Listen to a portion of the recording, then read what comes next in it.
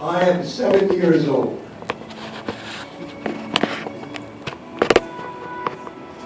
And in 2 months, I will be 94.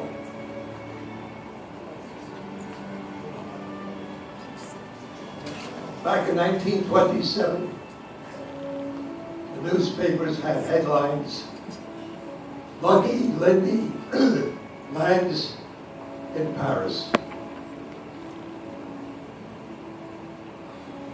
That's when I first became interested in flying. 2 months before Pearl Harbor,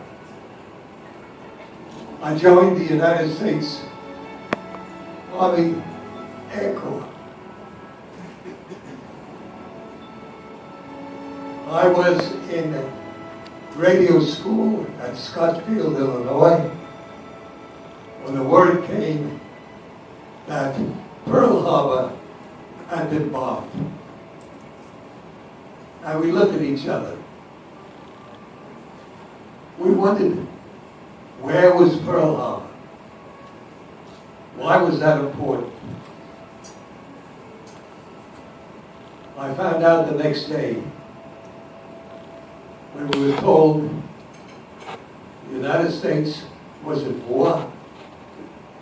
Our 10-day expected leave of absence for Christmas had been canceled, and our schooling was going to be intensified.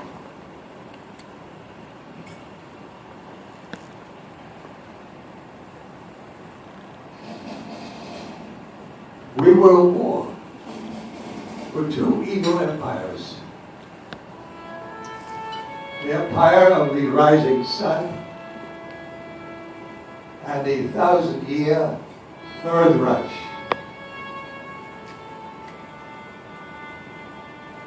From that day until today, 88,000 of our armed forces are unaccounted for. 88,000.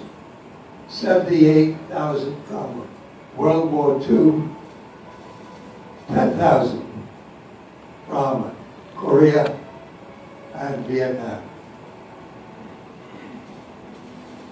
The missing are called POWs or MIAs. POW, prisoner of war. MIA is missing in action.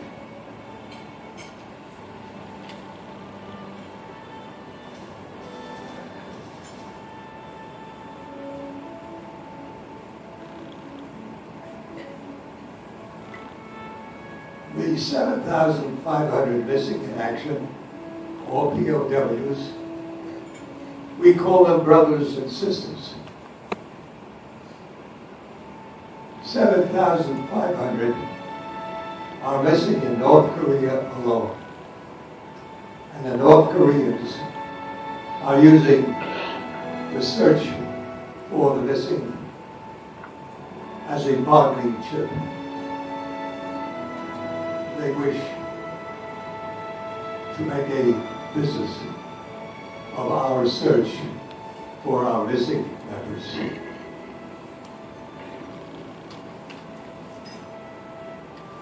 You may notice the table we have here is small.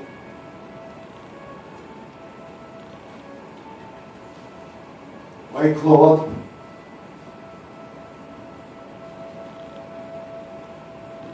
The white cloth represents the purity of their intentions when they responded to our call of action.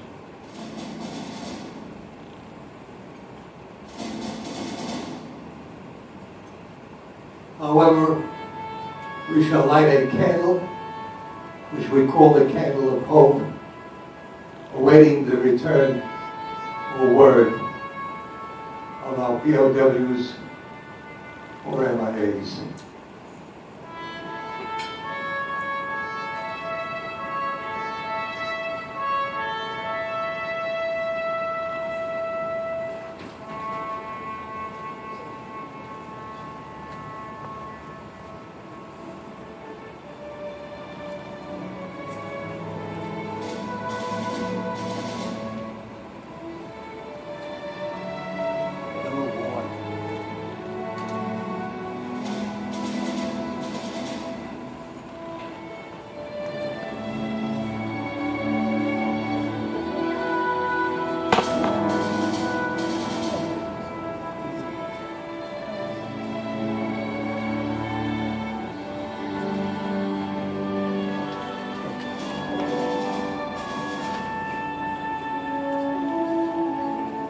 shall assume the candle is lit.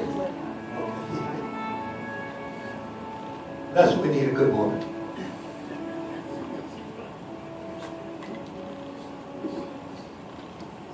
Now the candle is lit, symbolizing the upward reach and the uncomfortable spirit and the light of hope flickering in our hearts and memories as we remember them.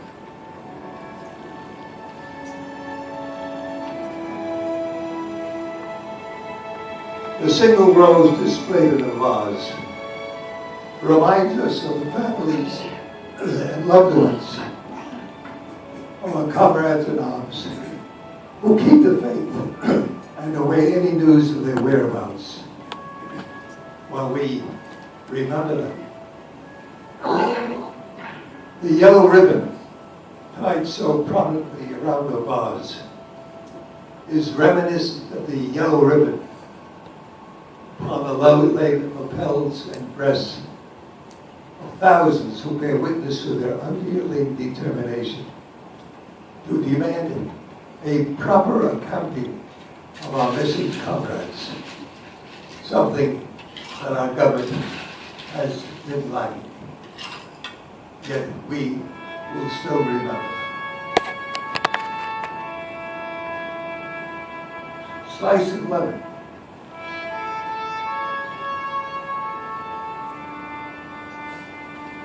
The slice of lemon has a sharp and acrid taste and reminds us of the bitter faith that awaited our brothers and sisters, yet we still remember them.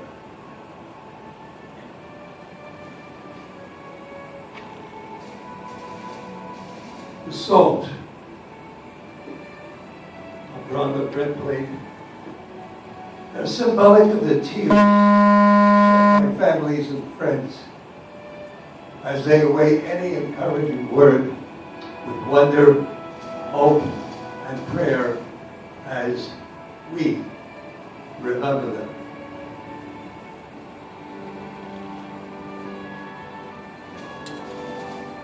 We were hoping to toast their return.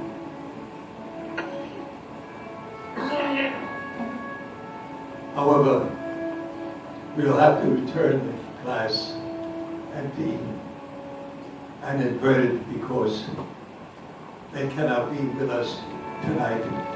Yet, we remember them.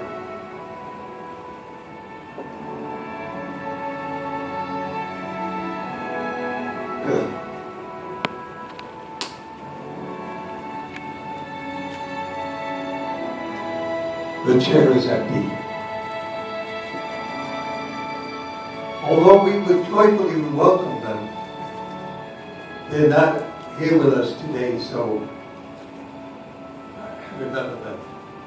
Remember all of you who served with them, called them comrades, who depended on their might and aid and relied upon them, for surely they have not willfully forsaken you. And as I extinguish the candle, let us transfer the flame to our hearts and remember them.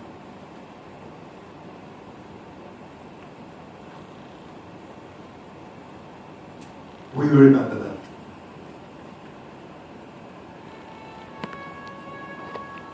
They answered the call to serve, to make this world a better place. They were frightened but determined youngsters when they went into battle. They fought and froze in the snows of frigid mountains of far-off lands. They marched across the trackless and nameless sands of Fredda's hot deserts. They sailed on and under the seven seas and plumbed the ocean's depths. They fought on bits of Pacific islands that even the birds ignored. They reached for the sun, fought in the clouds, and many Many go back to Earth. They are our veterans, as we remember.